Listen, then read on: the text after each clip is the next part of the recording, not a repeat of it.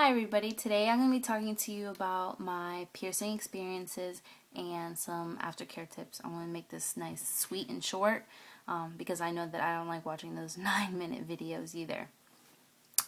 I currently have about 9 piercings and I have different experiences with all of them. I'm going to start off with my tongue, which I've had about for a year. I got it done twice. The first time it was done crooked, and the aftercare that I was told to do was to rinse it with salt water as many times as I could during the day. It got infected, so I had to take it out. So then I went to a more reputable place, and it was done straight, and the advice that they gave me was amazing, because what they did was they told me, okay, take the yellowy brown, the original Listerine, take half of the cap of water, half of the cap of Listerine, and wash and rinse my mouth out 3 to 5 times a day after I ate and after I smoked or anything like that. Not to overdo it because it could interfere with the healing process. And then it came out perfect. Then I'm going to move on to my nose ring. A lot of people say that it hurts a lot, which for me, I don't know how some people, their pain tolerance is, but mine's pretty good. And it literally felt like a little pinch. Made this eye, only this eye, tear up a little bit. And it did bleed a little bit. And it really doesn't hurt now at all. To clean that, I use betadine. You can see it.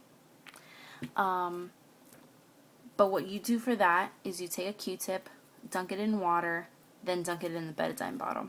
You're going to clean around and then clean the inside. Don't use Bactine or anything like that.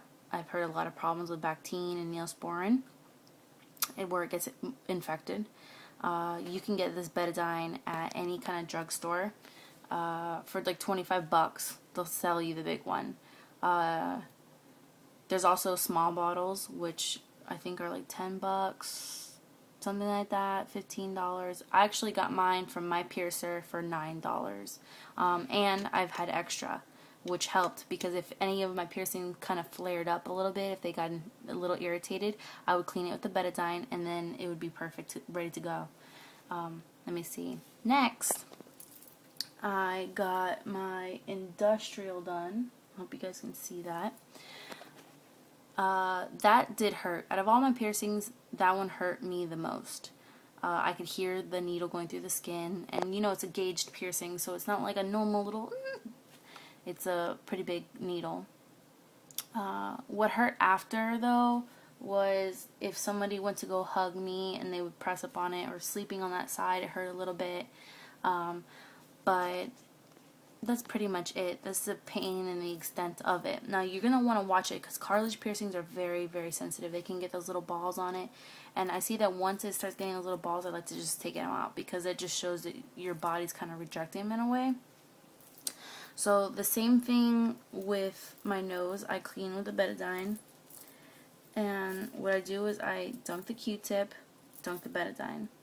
And then I'll clean this inside part, and then the top. Then I'll flip my Q-tip over, do the dunking thing again. I'll clean this bottom piece right here, and then the back. Then I'll get a new Q-tip, do the whole dunking thing again, and then clean the bar.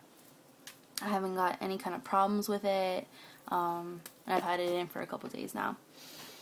Let's see, what else? I gauged my ears, which are super baby still. I think they're like an 8 or a 10. Do not use rubber gauges because your body will kind of morph to it because it's kind of squishy, and sometimes it can get stuck. It causes infection, stuff like that. Let me see. I've also gotten this little tiny baby cartilage piercing, which I got at Claire's, and they gave me this Claire's ear care, which I didn't find that worked at all. So I actually had some leftover betadine from my other piercings, and I would use that. Same way, clean all the other ones 3 to 5 times a day, half water, half betadine. And it's been working out for me. Let me see. I've also gotten my belly button done. Felt like a little pinch. That was about it. Didn't really bleed. Nothing like that. also used betadine.